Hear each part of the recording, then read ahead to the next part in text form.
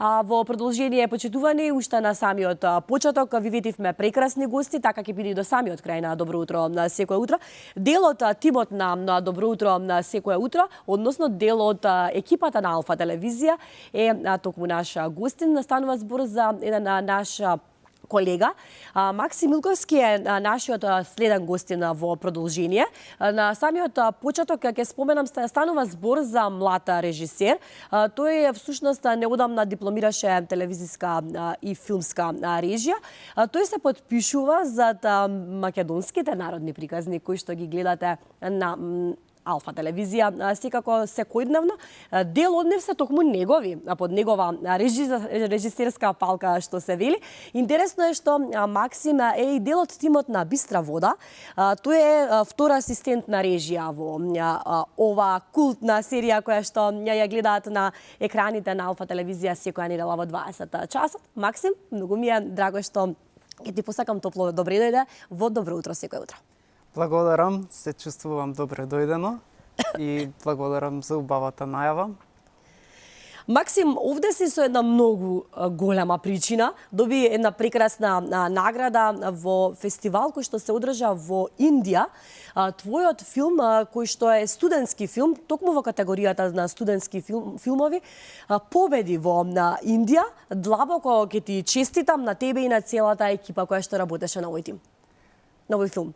Си извинувам. Многу сме радосни сите кога дознавме. Овој филм е снимен во 2020 година и тогаш беа услови на карантин.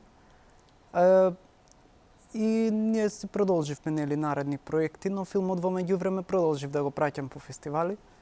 И најголем дел од фестивалите не го ни прифаќа да учествува. На македонски фестивали не влезе.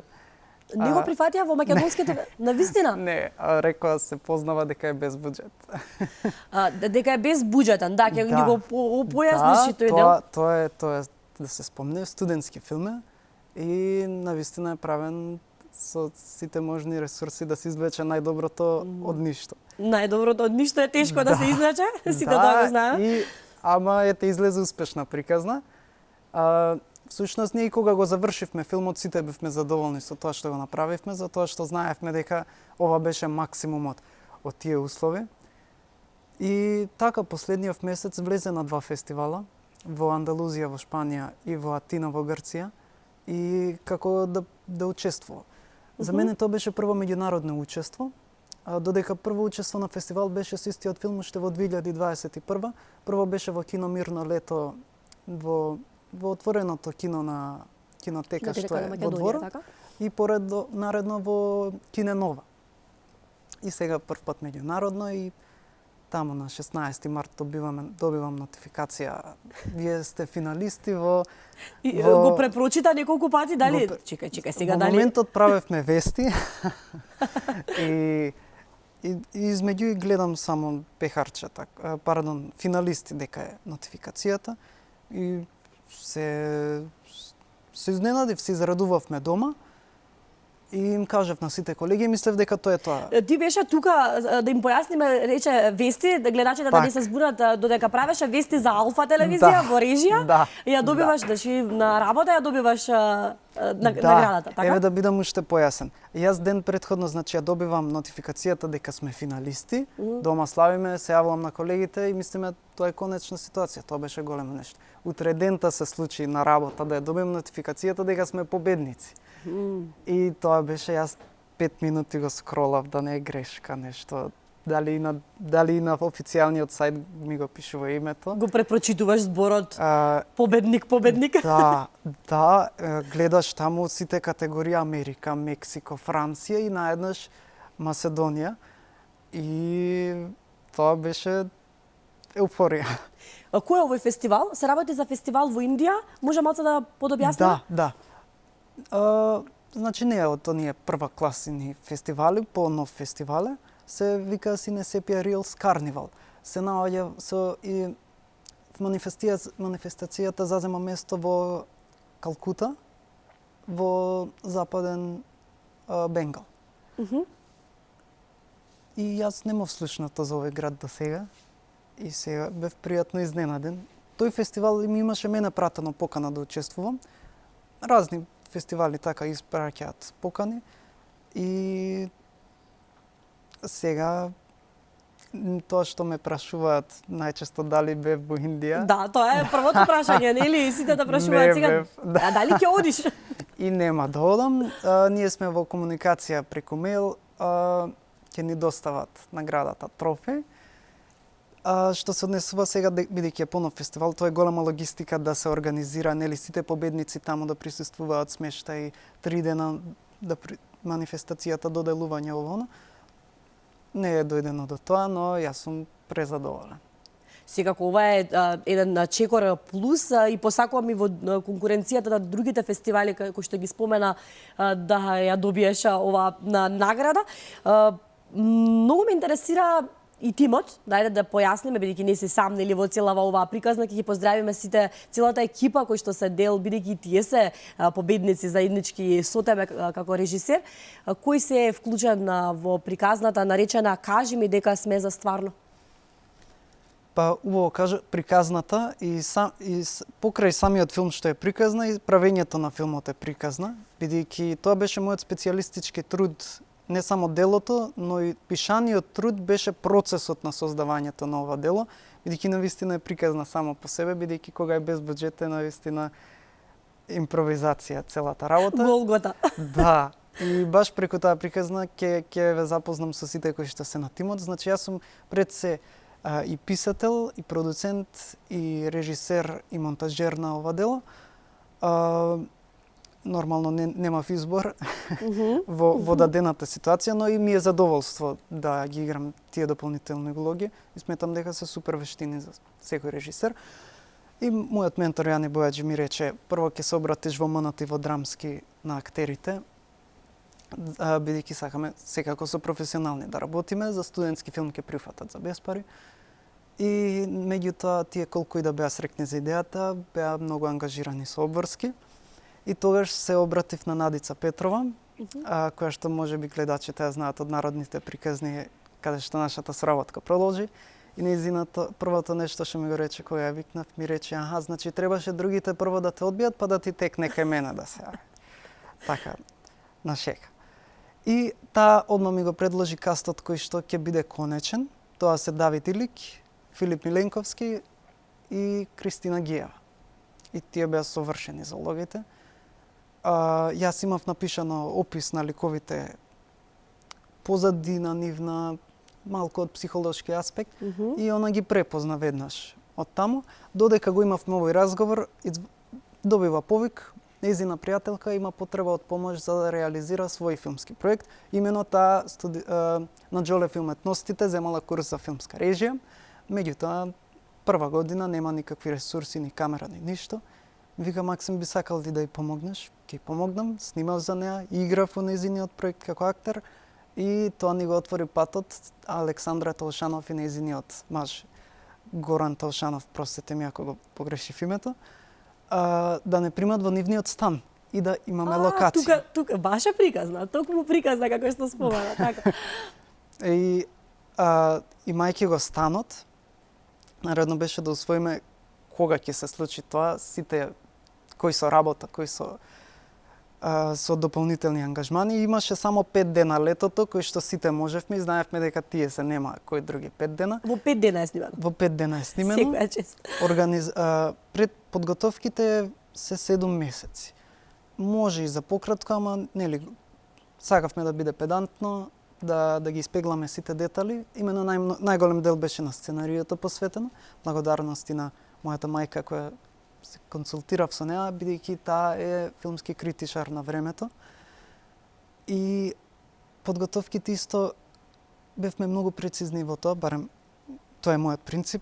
Колку часот ќе почнеме, кога е паузата, кога ќе завршиме, кога се тие работи предвидливи, стабилни, полесно оди фокусот на Така си и на работа, еве ќе споделам со гледачите и овде функционираш буквално така. Да, всушност еве овој труд представуваше усвојувањето на мојот режисерски стил кој потоа се препознава за тие што соработувале во народните приказни и во останатите мои проекти.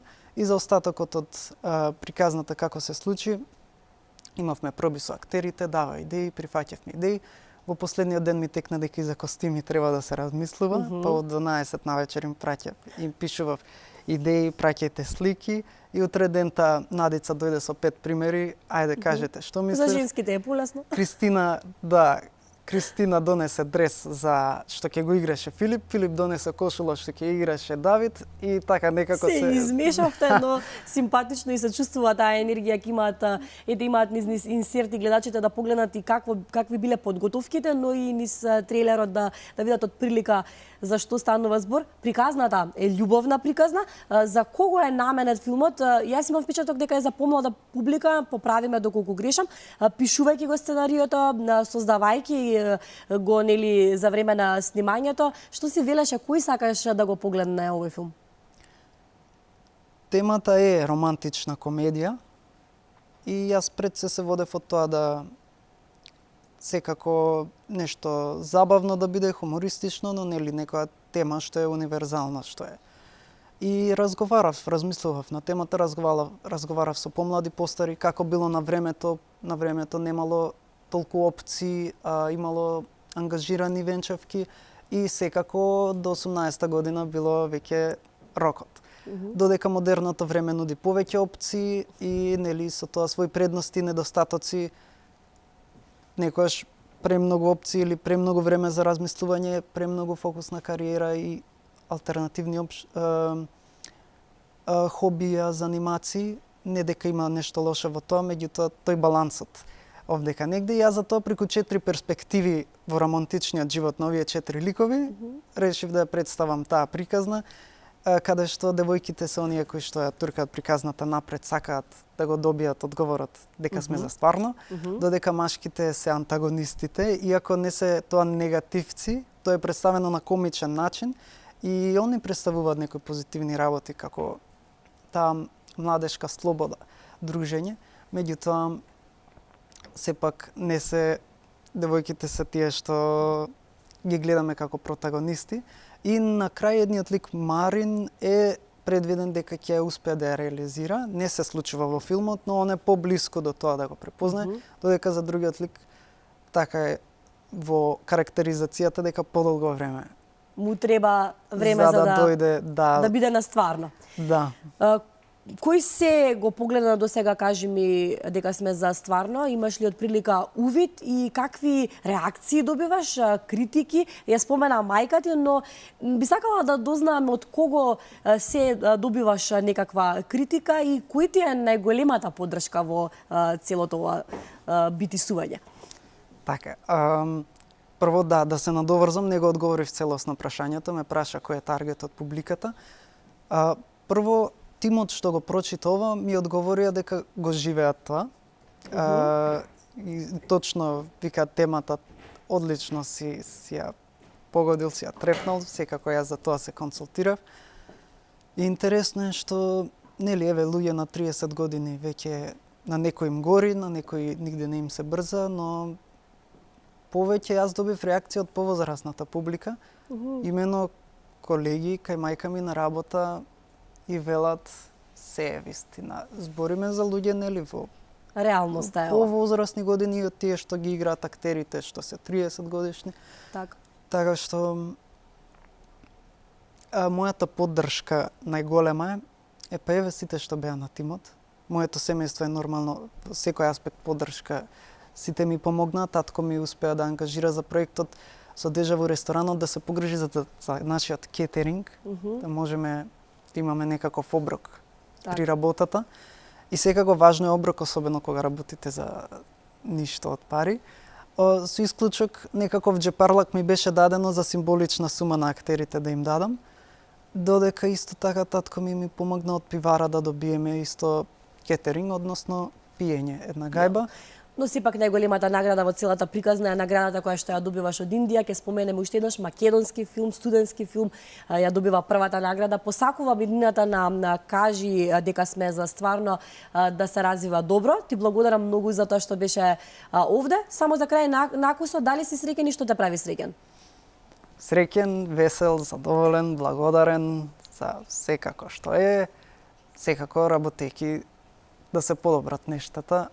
Но таа благодарност во моменталноста не е Некои луѓе мислат мора нешто да се достигне прво или да некаква еуфорија. Јас верувам дека тоа е една безвремена состојба. Среќен ме прави тоа што што вчера излезе новиот албум на Депеш Мод. Добро. Тоа е голема радост ми чини. И малите работи, секојдневието, пейзаж на небото, кој ќе видиш кога возиш некај работа, дома кој ќе те пречекаат моите колеги. Благодарам, Максим, навистина ми беше задоволство.